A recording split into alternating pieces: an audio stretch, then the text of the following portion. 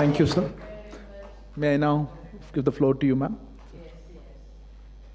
Your Excellency, the Right Honorable Modi, official delegates from both sides of our governments, members of the press, ladies and gentlemen, I wish to once again take this opportunity to thank Honorable Narendra Modi, Prime Minister of the Republic of India, and the Government of India for cordial invitation and gracious hospitality rendered to me and my delegation since our arrival in New Delhi yesterday. This visit has provided us with yet another opportunity to cement further the excellent existing bilateral ties and bonds of cooperation. To us, Tanzania, India is like an extended family member, which is just a coast away.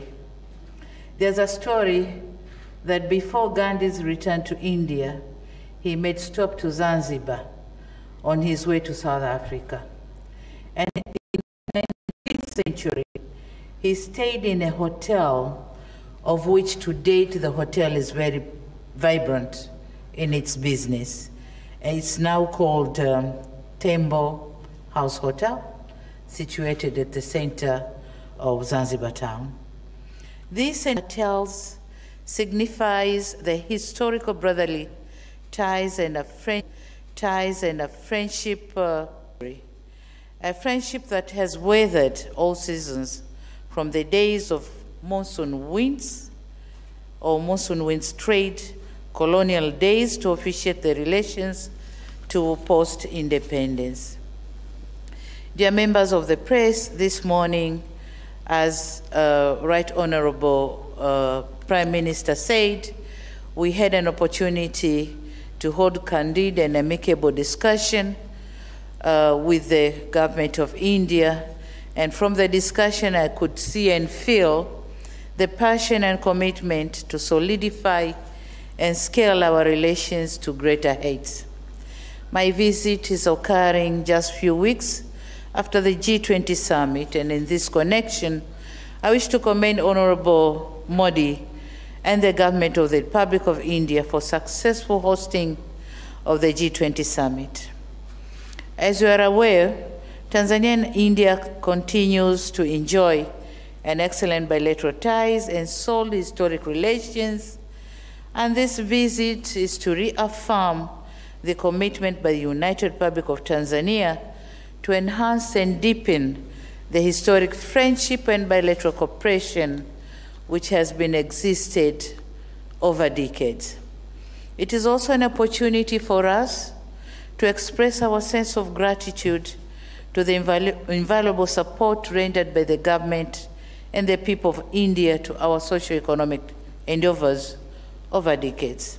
We have been working together in the development of various sectors, as they have been mentioned by His Excellency. But the decision by the Indian Institute of Technologies to establish the first ever overseas campus in our country is an honor and a privilege to us. We have been working in the supply of clean and safe water, as well as defense and security, also issues of our concern which have been adequately been worked out. On trade and investment, the numbers are satisfying. We are growing in investment. Indian investors to Tanzania, the number is growing. The value of the projects is growing as well. On trade volumes, the numbers are growing. As we're speaking, up to 2022, our figures were $3.1 billion US. So this makes India the third largest trading partner in Tanzania and the fifth largest investor in our country. So with this visit, more are expected. We have managed to open more avenues of cooperation for economic development as well as political development. Some of the areas have been mentioned, nicely articulated by the Honorable Prime Minister, And so I wouldn't use much time to repeat on the areas, but we have agreed to open the new avenues of cooperation, as well as scaling up our cooperation to a strategic partnership framework. On multilateral cooperation, I won't be hesitating congratulating and commending India again and again for successful hosting of G20 summit. It is in this summit that Prime Minister Modi has succeeded in advocating for Africa to become the G20 full member. He has also advocated for debt relief initiative for the vulnerable nations and declared the urgency of mobilizing finances for developing countries for clean energy technologies so as to attain net zero emissions by 2050. Prime Minister Modi also we are commending him in making personal efforts to send messages of unity and not polarization, advocating for reforms in UN Security Council and the multilateral financial institutions and the WTO to align with the changing world dynamics essential for our socio-economic development.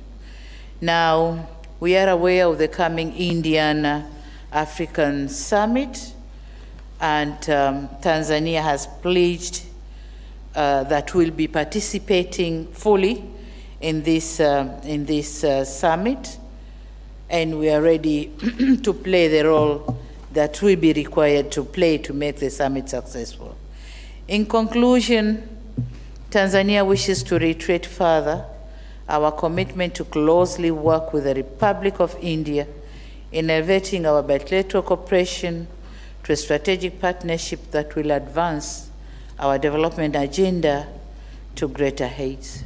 Thank you very much. Shukriya. Asante sana. Thank you, Excellency. That concludes the press statements. I thank you all for joining. Please wait until the leaders leave.